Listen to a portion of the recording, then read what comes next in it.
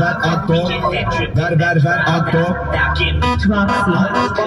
Bana dedi ki memnun oldum ismim Leyla. Bugün biraz bunalımdaydım. Ben de arkadaşla tanıştım. Sonra seninle karşılaştım.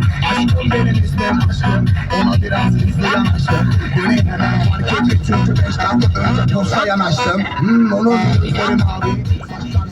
Sayım abi, sizin abiler olmuş vardı. Her şey boşver, kendine bastım aşkım boşver. Leyla'nın dertleri boşver, senin eskisi diyor bana boşver. Ben şaşkın yapıyorum boşver. Madem bir erkek olmak istiyorsun, o zaman prenses gibi davran. Madem bir erkek olmak istiyorsun, o zaman prenses gibi davran.